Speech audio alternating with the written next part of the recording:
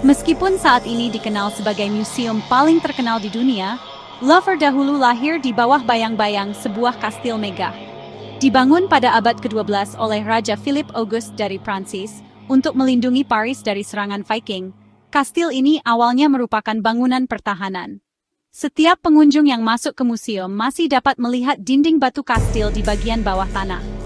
Tetapi, di balik batu-batu ini, bukan hanya sejarah, tetapi juga rahasia yang terlupakan, tersembunyi. Pada abad ke-19, Louvre diubah menjadi istana kerajaan. Ratu, lorong-lorong penuh intrik dan bisikan, pertemuan rahasia. Selama masa sebagai istana bukan hanya seni, tetapi juga kekuasaan dibentuk di dalam dinding-dinding ini.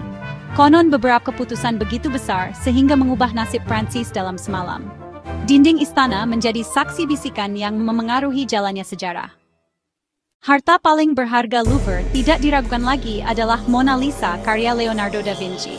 Tapi mahakarya ini menjadi legenda bukan hanya karena seninya, tetapi juga peristiwa yang dialaminya.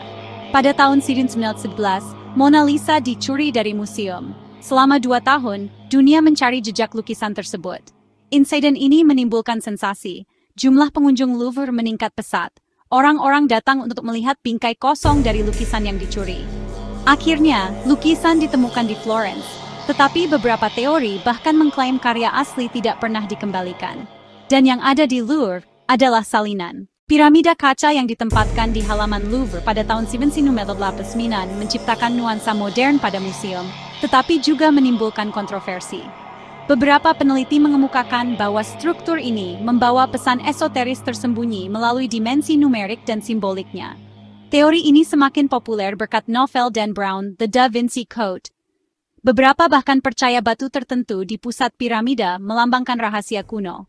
Salah satu klaim yang sering disebutkan yaitu ada bagian tersembunyi di Louvre yang tidak dibuka untuk publik.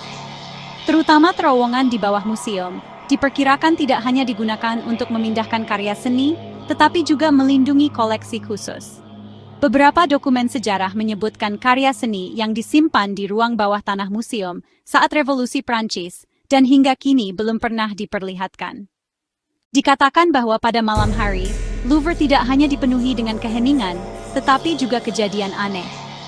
Beberapa staf melaporkan mendengar langkah kaki di lorong tua pada jam tertentu, dan bisikan di aula kosong. Legenda paling terkenal adalah hantu pria merah.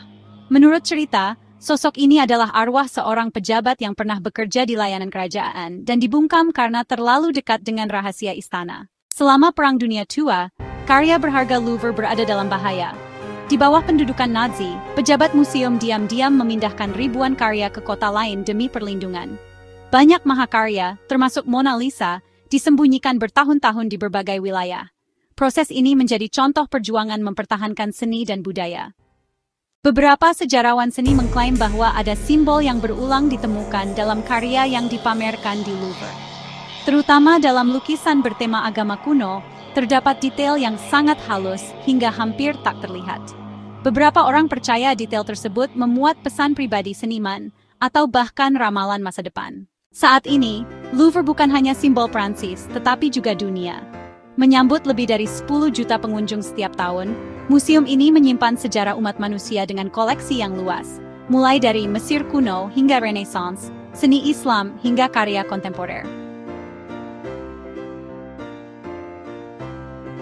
Namun, yang membuatnya benar-benar menarik bukan hanya karya seninya, tetapi juga cerita-cerita yang berlapis seiring waktu.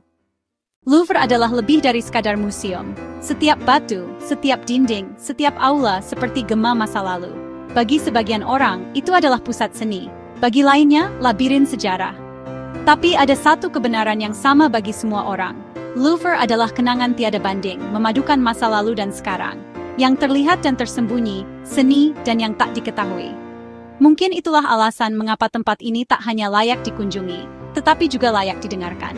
Dari dinding batu hingga koleksi tersembunyi, dari misteri Mona Lisa hingga rahasia piramida kaca, kita telah menemukan banyak hal yang tidak diketahui. Jika Anda ingin bergabung dalam petualangan menarik ini, jangan lupa untuk like video, subscribe ke channel saya, dan bagikan pendapat Anda tentang Louvre atau cerita yang paling menarik bagi Anda di kolom komentar di bawah.